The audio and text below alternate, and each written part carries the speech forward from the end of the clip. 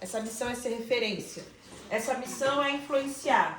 Essa missão é ter uma voz no meio de uma geração. E é interessante que a primeira característica que a palavra de Deus coloca para nós, é que a gente precisa ser um exemplo na palavra.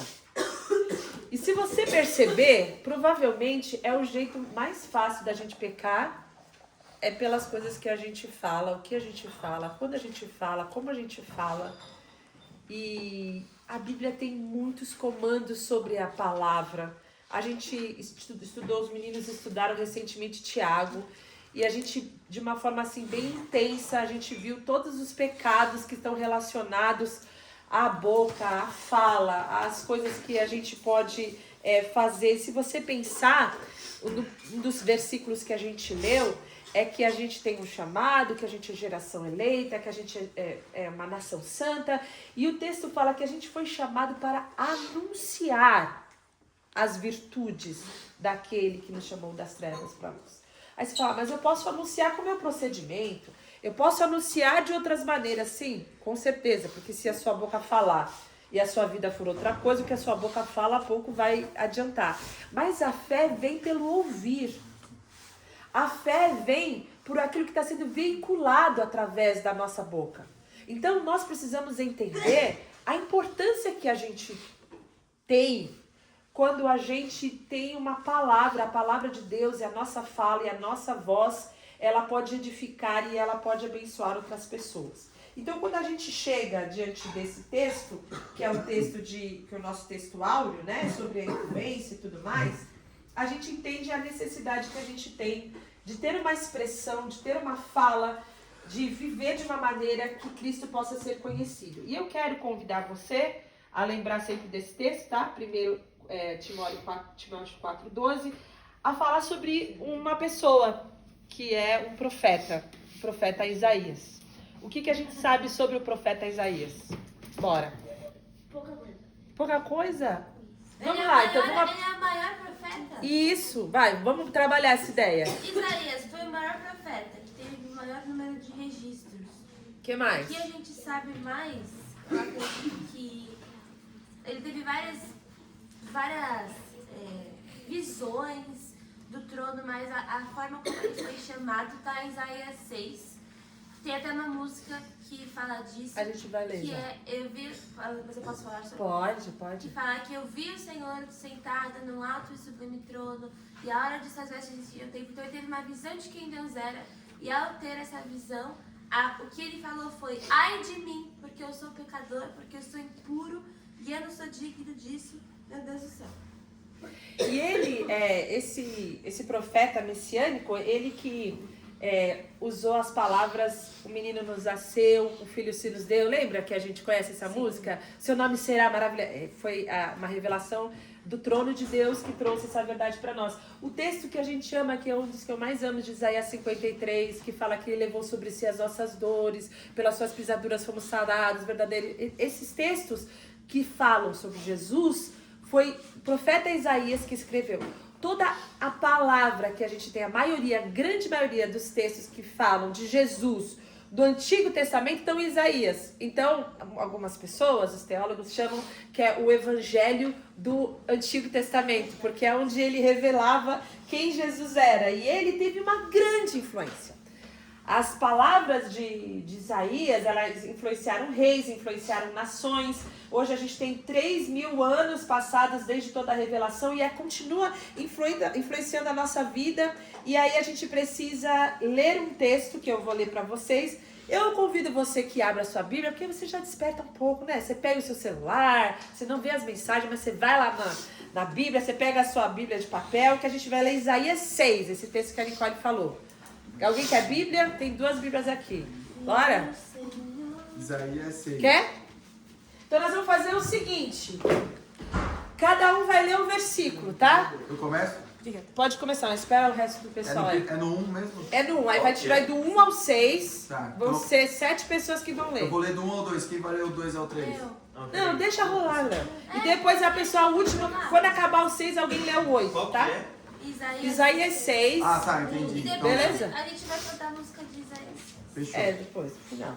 Ok, Guri. Eu vi o Beleza? Todo mundo preparado aí? Lê alto, hein, gente? Lê como quem acabou de comer, que tem um dia lindo pela frente, que tá acordado, que é o último dia do retiro. Vou pôr energia nesse negócio aí. Deixa pra dormir em casa. Amanhã você dorme, à noite você dorme. Vamos acordar. Dorme na van.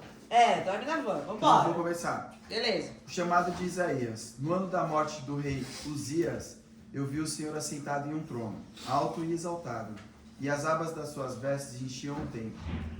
Acima dele estavam os serafins. Cada um deles tinha 6 asas, com 2 cobriam o rosto, com 2 cobriam os pés e com 2 voavam. E proclamavam uns aos outros: Santo, Santo, Santo é o Senhor dos Exércitos. A terra inteira está cheia da sua glória. Ao som das suas vozes, os batentes das portas tremeram, o templo ficou cheio de fumaça. Então gritei: ai de mim, estou perdido, pois sou um homem de lábios impuros e vivo no meio de um povo de lábios impuros. Os meus olhos viram o Rei, o Senhor dos Exércitos. Logo um dos serafins voou até mim, trazendo uma brasa viva, que havia tirado do altar, com uma tenaz. Com ela tocou a minha boca e disse: veja, isso tocou os seus lábios, por isso a sua culpa foi removida e o seu pecado perdoado. 8. Então ouvi a voz do Senhor conclamando: Quem enviarei? Quem irá por nós? E eu respondi: Eis-me aqui, envia-me. Então, ele foi uma pessoa, estava de boa, no ano do rei Uzias, é só pra gente situar cronologicamente, por isso que a gente sabe aí que se passaram em torno de 3.000 anos. Ele estava lá, talvez orando, e aí ele viu o Senhor. Você já imaginou isso? Assim, alguém já viu um anjo, já viu alguma coisa aqui? Deve ser um negócio, assim, eu passo, assim, prefiro ver o Senhor já com o meu corpo glorificado, né, porque... E ele viu uma cena do trono, viu uma cena do trono de Deus. E essa cena do trono de Deus, essa cena linda, né, do Senhor sentado no trono, e tinha uma roupa que enchia o templo, uma roupa comprida, e tinham serafins com asas e tal. Vocês já viram essas imagens na internet, né? De como seria um anjo se fosse biblicamente descrito. Você também não ia querer ver essa coisa assim na sua frente. E eu acho também que é o seguinte: nenhuma mente humana é capaz de reproduzir um anjo, né? É muita ousadia da IA querer reproduzir um anjo, mas beleza. E aí ele vê Jesus, ele vê Deus, e ele vê os anjos falando que ele é santo, que ele é santo.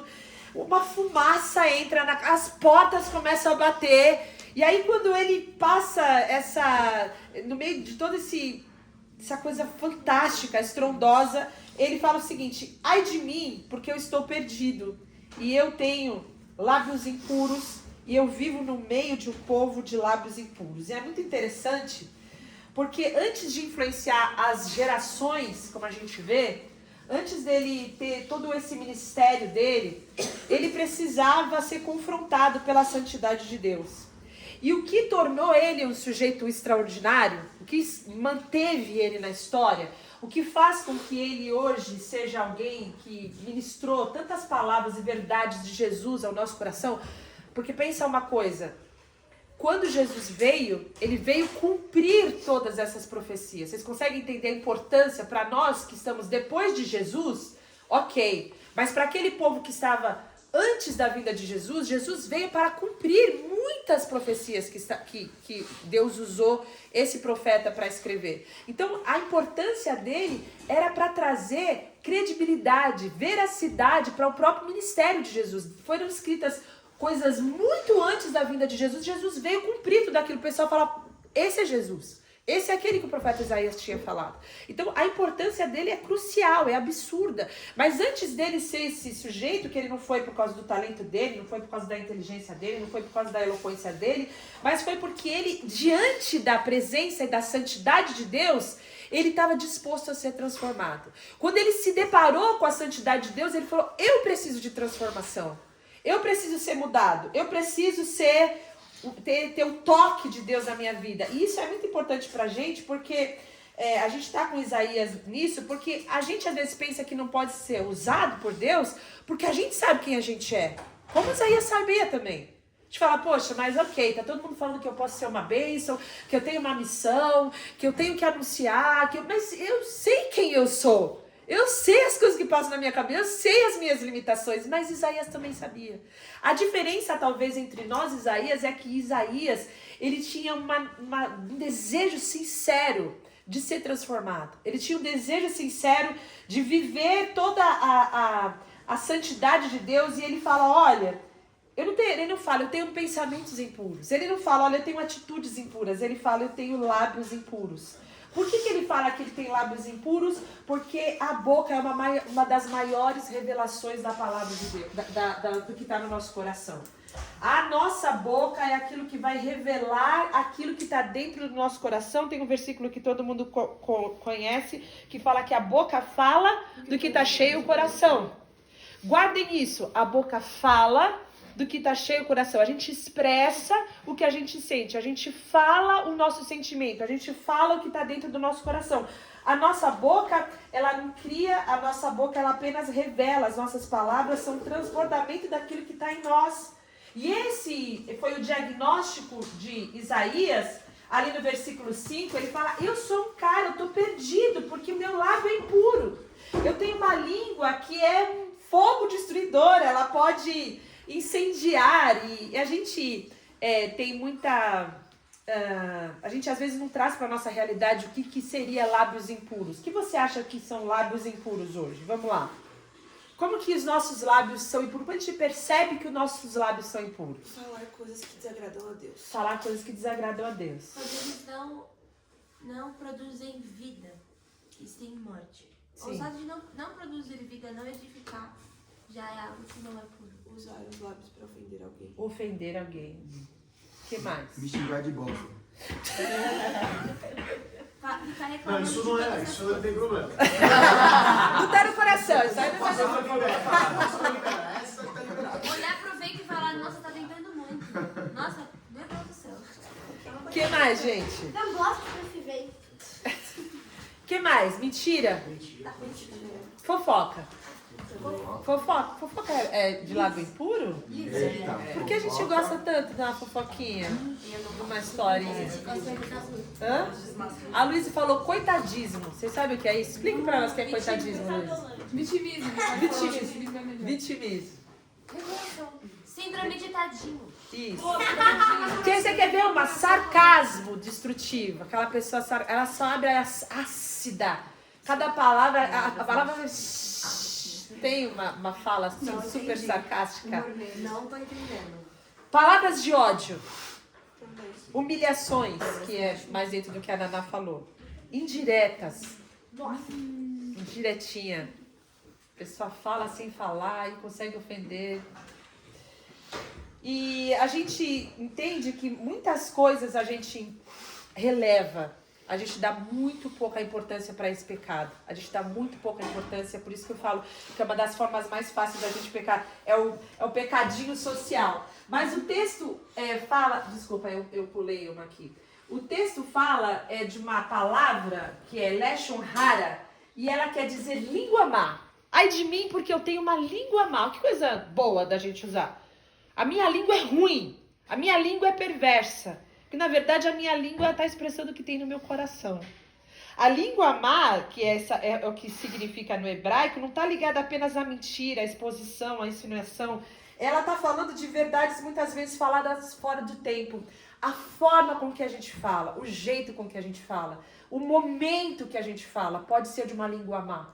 A diferença entre um remédio e um veneno é a porção daquilo que você vai colocar. Às vezes a palavra é boa, às vezes você falar aquilo é importante, mas se você falar aquilo de uma forma jocosa, na frente dos outros, gerando humilhação, essas situações vão trazer muito mal para quem ouve.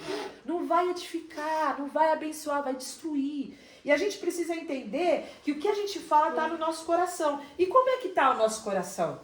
Se a boca fala do que está cheio o coração, a gente vai entender que muitas vezes a fofoca, a insinuação, vem de um coração que tem uma raiz de uma inveja. Por que as pessoas fofocam umas das outras? Por que elas querem destruir a reputação umas das outras? Muitas vezes é porque tem inveja. Por que as pessoas mentem?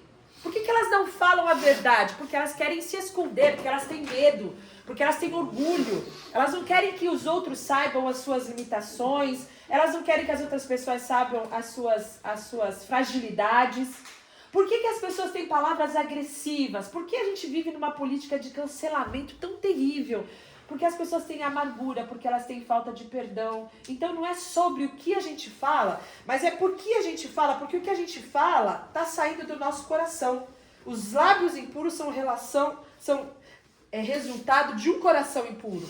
E se a gente quer ter um lábio puro, de novo a gente vai voltar para o mesmo lugar, que a gente precisa ter o nosso coração tratado, o nosso coração santificado por Deus. Então a gente precisa perguntar para nós fazemos o nosso checklist, como as nossas palavras têm influenciado as pessoas ao nosso redor. Será que a gente tem sido instrumento de bênção? Será que a gente tem sido instrumento de edificação na vida das pessoas? Quando eu abro a boca, eu encorajo as pessoas. Quando eu abro a boca, eu desanimo as pessoas. Porque tem um texto, vamos abrir, Provérbios 6, versículo de 16 a 19. Que assim vocês, cada um lê um, beleza? Provérbios, tem provérbios na sua Bíblia. 6. Provérbios. Tá perto de Salmos. Abre no meio a sua Bíblia assim, ó. Provérbios 6 o quê? Provérbios 6. Já acharam? Pertinho de Isaías aí. Abre a tua Bíblia. 6, versículo 16 a 19. Cada um é um. Começa no 16.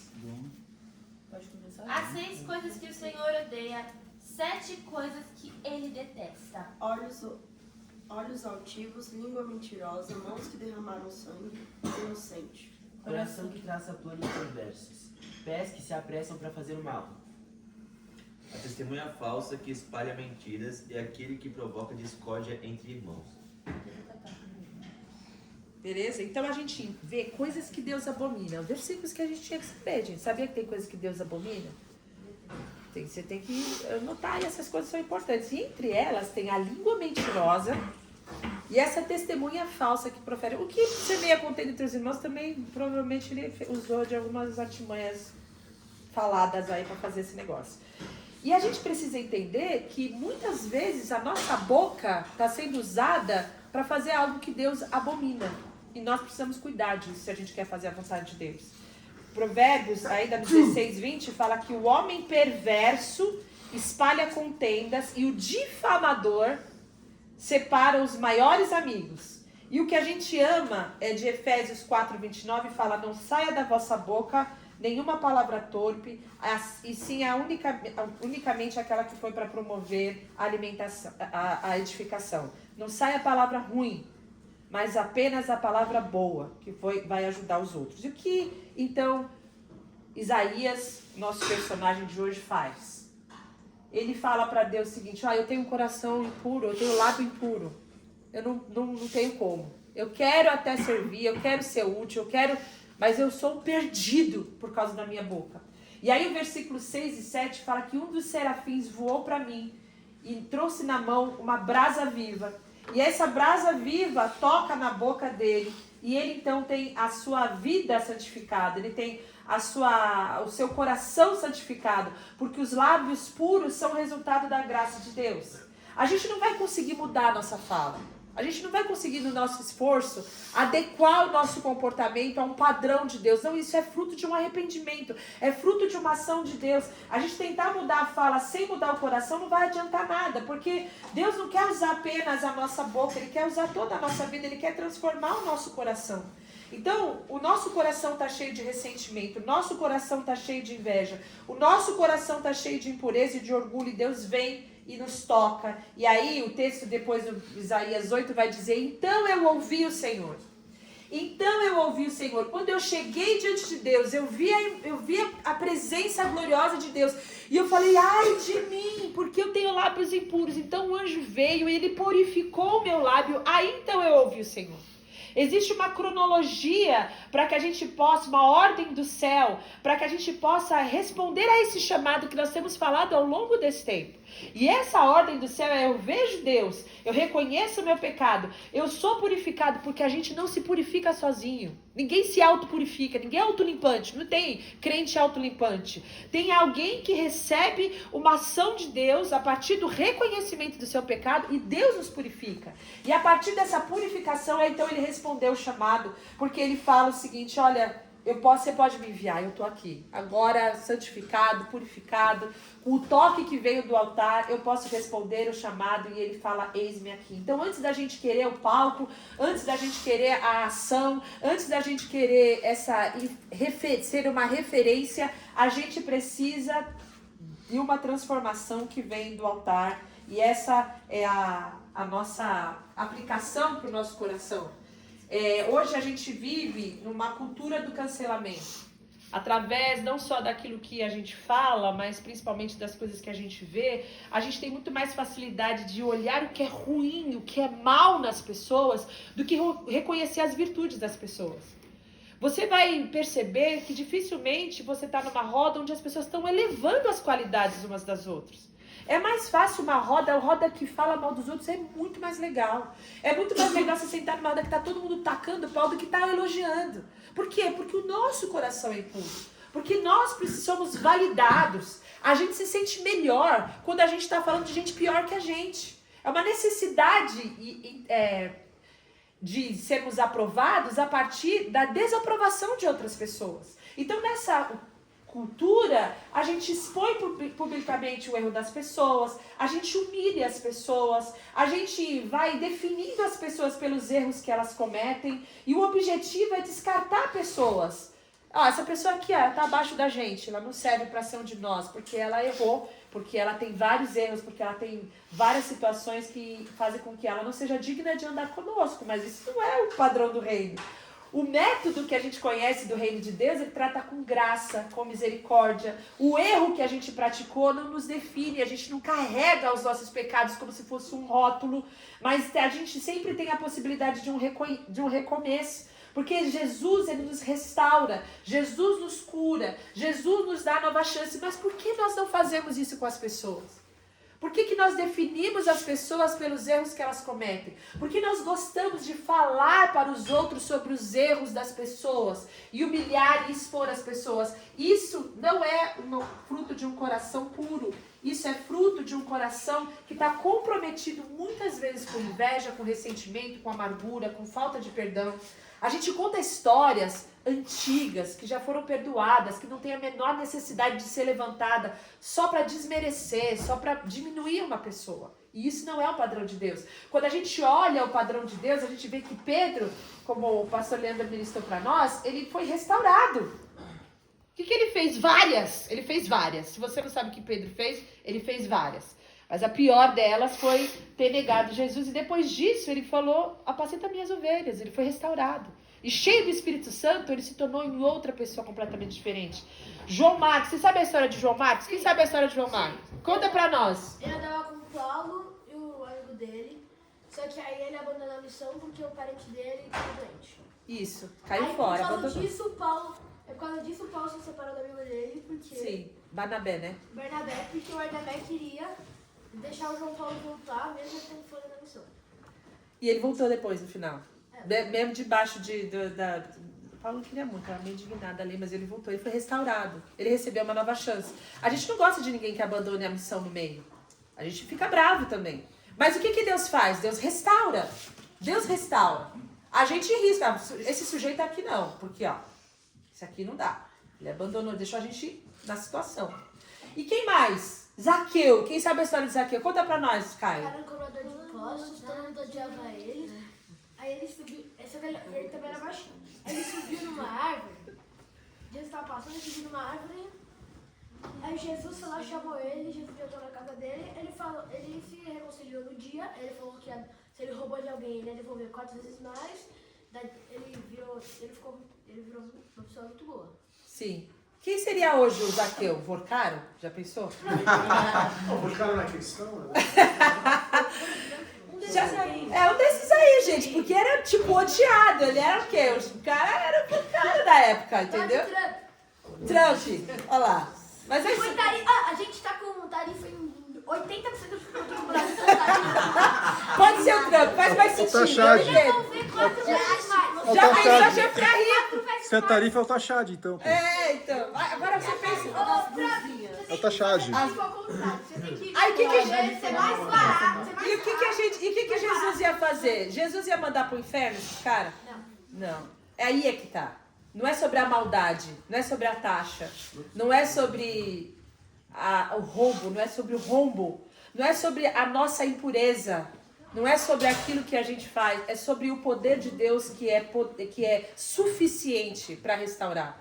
E nós precisamos olhar as pessoas sob a lente do Evangelho. A gente precisa que o nosso coração esteja purificado, porque quando a gente fala mal, quando a gente desmerece, quando a gente cancela alguém, é porque a gente não entendeu o espírito do Evangelho, que é de restauração, que nunca descarta, que nunca normaliza o pecado. Então nós estamos diante de um momento onde nós precisamos ser exemplo na palavra. E eu vou falar muito rapidamente em 4 formas que a gente pode ser um exemplo na palavra. Alguém lê para mim Efésios 4:29, que eu só falei, mas eu não li, para a gente poder, todo mundo conhecer esse texto. Efésios 4:29. Nenhuma palavra torpe saia da boca de vocês, mas apenas a que for útil para edificar os outros, conforme a necessidade, para que conceda graça aos que a ouvem.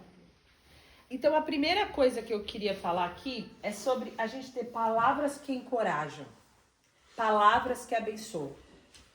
Provérbios fala muito sobre a língua. Se você tem essa dificuldade, você pode ler Provérbios. Fala, a morte e a vida estão no poder da língua. O que bem a utiliza come do seu fruto. A morte e a vida estão no poder da sua língua. Quando você vai falar com alguém, você pode abençoar, você pode encorajar, ou você pode destruir.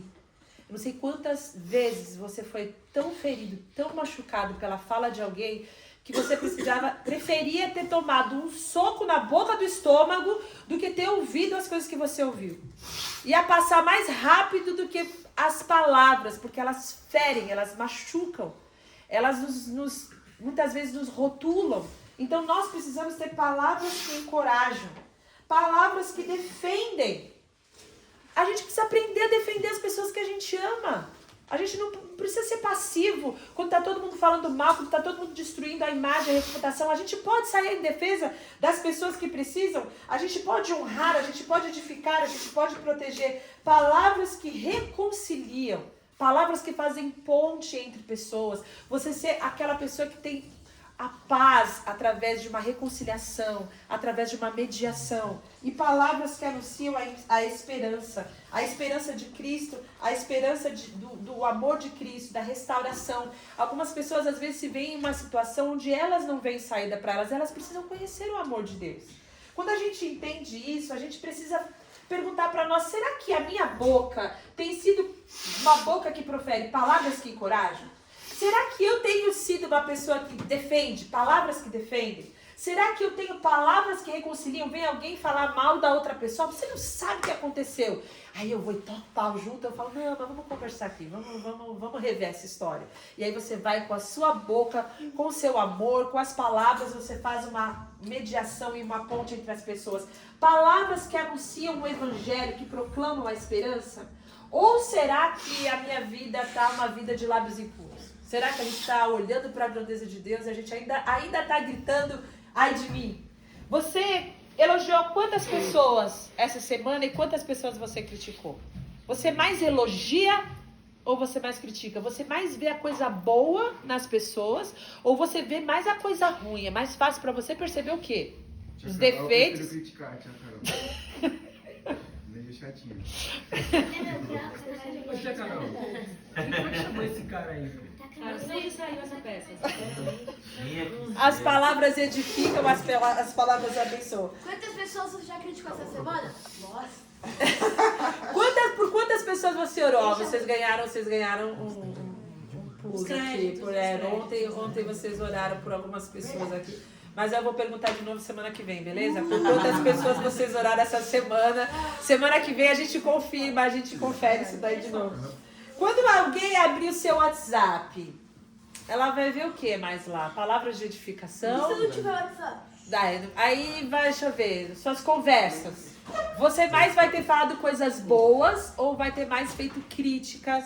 Vai ter mais falado coisas que são destrutivas? Será que as suas redes sociais refletem Cristo? Que você revela Cristo ou você só revela suas opiniões? Não. É minha rede social. Vou fazer um perfil de crente agora. Vou fazer um perfil que vai anunciar. Ou você, através da sua vida, através da sua conduta, através do seu comportamento, do seu procedimento, do seu amor, através da sua fé, você tem revelado Cristo. E também através das suas palavras, não as faladas, mas as escritas. E quem conversa com você, sai mais ferido ou sai mais curado? É isso, irmãos. Eu acho que nesse momento da nossa vida, a gente precisa entender que a gente foi chamado para ser um exemplo na palavra. A gente tem muitas conjecturas sobre a mentira ser normal. A gente acha que fofoca é entretenimento. A gente esquenta a mãozinha para contar uma história muito boa. A gente precisa compartilhar. Às vezes a gente conta fofoca com uma ideia meio de vamos orar por fulano, nós precisamos orar pelo fulano, e aí você tasca a pua na pessoa, mas na verdade o que você queria não era orar, você só queria falar mal mesmo. E a gente tem palavras que são usadas, que muitas vezes são palavras que têm muito mais conexão com o mundo, parecem muito mais com o jeito do mundo, é muito mais uma influência do mundo na nossa fala do que a referência da palavra de Deus. A gente conhece todos os motes, os memes, a gente usa todas as frases que estão nas redes sociais, mas a gente não sabe um versículo inteiro de cor. Então, quando a gente está de frente da prática de 1 Timóteo 4,12, a gente precisa aprender a falar a verdade, a edificar relacionamentos e a glorificar a Deus e ser um exemplo. A pergunta é, o que será que está governando o meu coração? O que é que está me influenciando mais? Será que a minha fala é mais influenciada pela palavra de Deus ou a minha fala é mais influenciada pelo mundo, pelo meu eu, pelo meu egoísmo, pela minha inveja, pela minha necessidade de autoproteção, pelo meu orgulho, pelo meu medo? Então eu tenho uma língua mentirosa, então eu tenho uma fala ruim, então eu sou ácido nas minhas palavras. E aí a nossa única solução diante de tantos pecados é orar como Isaías. Eu pedi uma transformação. É saber que enquanto nosso coração não for transformado, a nossa boca não vai ser transformada. Porque da abundância que tem no nosso coração é que fala a nossa boca. Mas a morte e a vida estão no poder da língua. E aí a gente tem que entender o que a gente vai seguir. Se a gente vai seguir o fluxo ou se a gente vai pedir que essas brasas vivas também toquem a nossa vida, toquem a nossa língua, para que a gente seja um exemplo nas palavras. Amém? Vamos orar por isso? Senhor, o Senhor conhece o nosso coração e o Senhor sabe o que tem saído dele através da nossa boca, através das coisas que a gente fala, através das coisas que a gente escreve, através da nossa expressão. E nós queremos expressar a transformação que o Senhor tem feito no nosso coração. Eu peço a Deus que o Senhor possa purificar a nossa vida, purificar a nossa boca, purificar a nossa mente, para que nós possamos ser bênção, para que a gente seja sal, para que a gente seja luz na vida das pessoas. Eu peço que sejamos referência, que a gente no lugar alto que o Senhor tem colocado possamos iluminar e não trazer destruição, trazer dor através das nossas palavras. O Senhor conhece a nossa natureza, o Senhor conhece as características da nossa personalidade, o Senhor sabe que cada um de nós vai expressar a maldade que há no coração de uma maneira e às vezes é muito mais difícil para uns do que para outros, mas nós confiamos no Teu poder de santificação, naquilo que o Senhor pode, por meio do Teu Espírito, fazer no nosso coração, e eu peço que gere arrependimento em nós, que nós possamos perceber qual é a raiz do pecado, o pecado que há por trás do pecado. Se há necessidade de nós sermos curados, porque temos o sentido diminuídos e com isso queremos diminuir pessoas, se há necessidade de sermos transparentes e com isso nós temos mentido, nós temos ocultado, porque temos medo de sermos verdadeiros e não sermos aprovados. Senhor, se há necessidade de sermos curados e perdoarmos pessoas e termos os nossos relacionamentos absolutamente restaurados por causa do amor, eu peço que isso aconteça para que da nossa boca não saia nenhuma palavra que não seja para a edificação, Senhor. Purifica os nossos lábios e faz cada um de nós exemplo na palavra. Esse é o meu pedido em nome de Jesus. Amém. Amém.